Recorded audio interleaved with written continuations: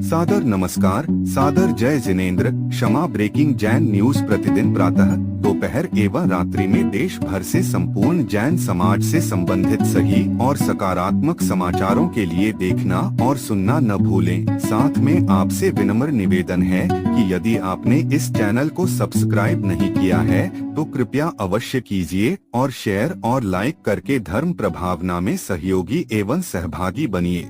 परम पूज्य जैन आचार्य श्री सुनील सागर जी महाराज सत्संग एवं पूज्य मुनि श्री पुण्य सागर जी महाराज सत्संग के सानिध्य में उदयपुर में 17 मई 2025 को मोहनलाल सुखाड़िया विश्वविद्यालय उदयपुर में श्री दिगंबर जैन ग्लोबल महासभा द्वारा जन सहभागिता से निर्मित global institute of Jainology and Prakrit Bhavan के लोकार्पण समारोह के अवसर पर मुख्य अतिथि के रूप में बोलते हुए पंजाब के राज्यपाल श्री गुलाब चंद जी कटारिया ने भारत में संस्कारों की ओर ध्यान आकर्षित करते हुए उपस्थित जैन समाज के प्रबुद्ध लोगों से कहा कि आप जैसे प्रबुद्ध जैन समाज द्वारा 5 स्टार होटल में शादी करना शोभा नहीं देता।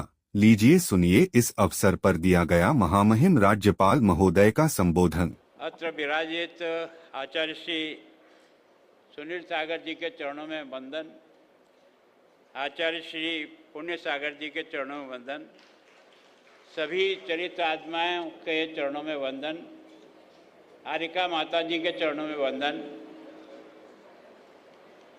वैसे मैं यहाँ राज्यपाल के नाते बुलाया गया हूँ, पर मैं हूँ यहाँ का उदयपुर का एक श्रावक हूँ और इसलिए मेरा धर्म बनता है कि आज संपूर्ण देश से जो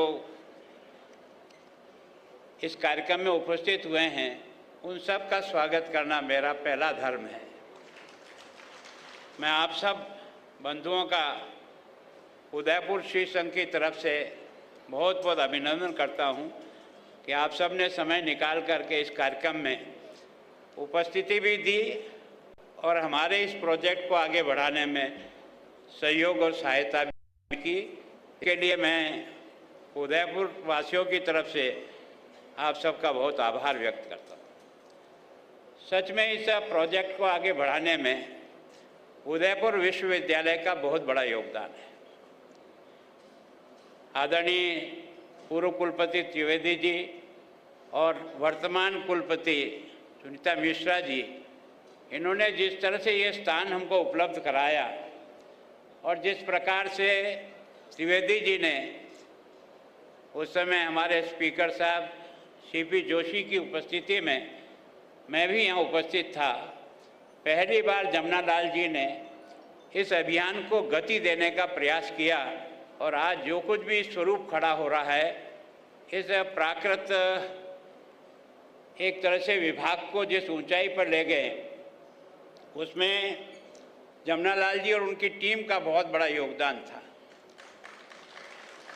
प्रारंभ तो हमने इसको जेनोलॉजी डिपार्टमेंट को 78 से ही प्रारंभ कर दिया और मैं सोचता हूँ डॉक्टर सुमन जी जो यहाँ बैठे हैं, आपने भूल गए पर मैं नहीं भूल सकता हूँ, क्योंकि अगर उदयपुर में इस प्राकृत को किसी ने जिंदा किया तो वो उसका सबसे बड़ा श्रेय डॉक्टर सुमन को जाता है। इन्होंने अपने कई ऐसे विद्यार्थियों को तैयार किया जो यहाँ से पीएचडी करके निकले और सामान्यतः केवल जैनियों ने पीएचडी नहीं की, नॉन जैनियों ने भी जेनोलॉजी में इस कोर्स के माध्यम से प्राकृत में एक तरह से डॉक्टर की उपाधि प्राप्त की।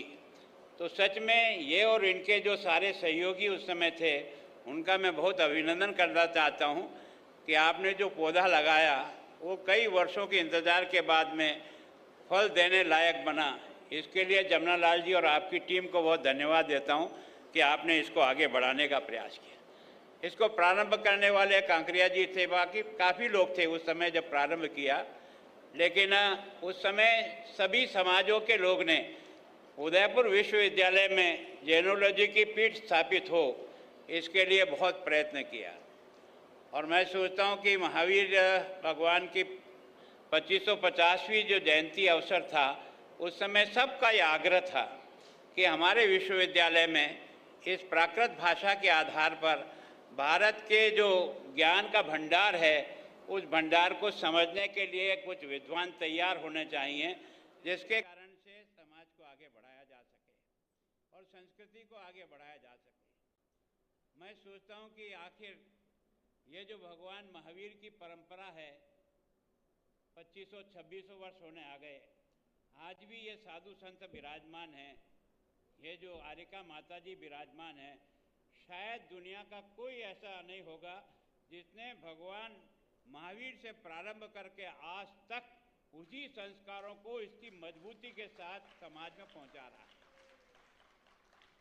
वास्तव में इनका जीवन, इनका तपस्या, इनका ये जो 5 महाव्रतों का पालन करना और हमको सिखाने का जो प्रयत्न किया, उसी का परिणाम है कि आप और मैं थोड़े ठीक हूँ। थोड़े ठीक का मतलब आप और मैं दोनों समझ गए नहीं, और उम्मीद तो ये की जाती कि हम पूरे ठीक हूँ।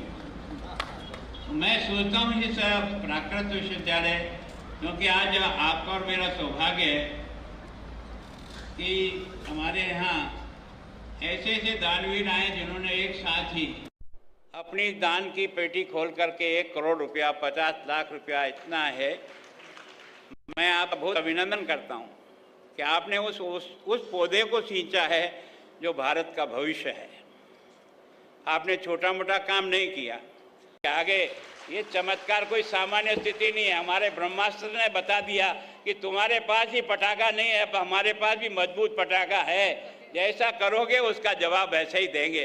और देश के प्रधानमंत्री ने कहा, वो अगर गोली मारता तो तुम साले को गोला मारो, मेरी तरफ से तुम्हें पूरी छूट है, पूरी आज़ादी है। तब जाकर के सेना का हौसला उठता है और तब मरने और मारने पर वो जिस प्रकार का काम करता है ना, आपका और मेरा सम्मान कितना बड़ा है दुनिया में। ये तो आपको जो चीन टपड़ा फड़फड़ाता था ना, उसको भी पहली बार पता लग गया कि अब ये 62 का हिंदुस्तान नहीं है, अब ये मुकाबला होगा तो बराबरी के नहीं, आगे बढ़ कर के होगा। तो वास्तव में देश की ताकत किसमें है? देश की ताकत है संस्कारों में, जीवन की श्रेष्ठता में, जीवन के गुणों से, देश के प्रति समर्पण का भाव के कारण से। अगर वो वहाँ फौजी अपनी जान लड़ाकर तिरंगे की रक्षा नहीं करता तो आप और हम यहाँ गर्दन झुकाए बैठे रहते। तो उन्होंने किसके लिए किया? देश के लिए किया। उन्होंने सब किसके लिए किया? देश के लिए किया। तो क्या हम देश के लिए अपना पसीना भी नहीं बहा सकते? ईमानदारी से काम नहीं कर सकते? समर्पण के साथ आने वाली पीढ़ी का संस्कार देकर खड़ा नहीं कर सकते? मैं सोचता हूँ आज किसी दुनिया में अगर भारत में कमी लगती है तो संस्कारों का अभाव लगता है। और विशेष करके समाज के प्रबुद्ध लोग बैठे हैं, आपको ये जो 5 स्टार होटलों में शादियाँ करते हो ना, ये आपको शोभा नहीं देता है। कितना भी आपके पास पैसा हो, लेकिन क्या 5 स्टार होटल में हमारे बच्चे और बच्चियों की शादी होगी? हमारी शादियों में जिस प्रकार का व्यवहार होने लगा है, मैं गुरुजी आपसे एक प्रार्थना करता हूँ, कम से कम इन सब श्रावकों को ये कराओ, तुम अपनी शादी जो है ना वो दोपहर में करो, बाकी काम बाद में होते रहेंगे जो भी होना है। ये जो है ना, ये जो फंक्शन है, इन फंक्शनों को ठीक करो, नहीं तो हमारे संस्कार इतने कमज़ोर होते जा रहे हैं कि हम और किसी दृष्टि से बर्बाद नहीं होंगे, पर संस्कारों की दृष्टि से बर्बाद हो जाएंगे। और इसलिए वास्तव में आज हमें आवश्यकता लग रही है आप जैसे साधु संतों के प्रवचन को, पर हमारी युवा पीढ़ी कम से कम आती है। ये कैसे आए, इसके बारे में हमको सोचना चाहिए, प्रयत्न करना चाहिए, अपने बच्चों को भी साथ देने आने की कोशिश करनी चाहिए। तब जाकर के हम समझ जाएंगे कि हम तो ठीक है, पुराने ज़माने में पले हैं तो हम जानते हैं क्या करना और क्या नहीं करना, लेकिन नई पीढ़ी को देख करके ऐसा लगता है कि हम भ्रमित हो रहे हैं, कहीं भटक रहे हैं। तो इसको भटकना कैसे दूर हो। और आपका तो ये दिगंबर समाज को बहुत क्रेडिट जाता है कि आज IAS और IPS जैसे लड़के नौकरी छोड़ करके ये नग्न वेश धारण करके इस यात्रा में आ रहे हैं। इसका मतलब कोई चमत्कार तो है यार, केवल और केवल समझने की जरूरत है। मैं सोचता हूँ आप सबसे मेरी विनम्र प्रार्थना है, और आप सबकी तरफ से, उदयपुर वालों की तरफ से, मैं एक बार जो भी बाहर से पधारे हुए मेरे अतिथि है, मैं उन सब का राज्यपाल के नाते नहीं, उदयपुर का एक नागरिक होने के नाते भाई ताराचंद जी और मेरी तरफ से आप सबका बहुत बहुत स्वागत करता हूं, अभिनंदन करता हूं, और उम्मीद करता हूं कि ये प्रोजेक्ट साल भर में तैयार होकर के खड़ा हो जाए, ताकि हम इसका पूरा लोकार्पण करने के लिए एक बार दोबारा सब इकट्ठे होकर के इस यात्रा को आगे बढ़ा सकें। आप सबके चरणों में नमस्तु। और महामहिम हाँ, प्राकृत के विद्वान भी आए, ज्योति बाबू कह रहे हैं, पर आपने परिचय करने का मौका ही नहीं दिया। और फिर क्या है कि ये मानते नहीं हैं। इनको मैंने कहा तुम्हें जितना समय चाहिए मुझे पहले बता दो, इतना समय मैं दूंगा। पर जब इन्होंने बताया कि अधिक से अधिक 5 बजे, तो मैंने अगला कार्यक्रम दे दिया। अब हम लेट होते हैं तो हमारे बारे में कहते नेता तो लेट ही आते हैं। गाली खाने का काम हमारा, काम आपका, ये नहीं है। और इस कारण से मैं कहता हूं कि गुरुजी आपसे भी प्रार्थना करता हूं, जब कभी भी कार्यक्रम हो तो मिनट टू मिनट हो, ताकि वास्तव में समय का सदुपयोग हो। कार्यक्रम के अंदर जिस प्रकार का डिसिप्लिन चाहिए वो डिसिप्लिन रहे। अधिक से अधिक लंबा कोई भी मंच का कार्यक्रम 1.5 घंटे से ज़्यादा नहीं चल सकता। इसको सीमा में बांधने का प्रयास करें।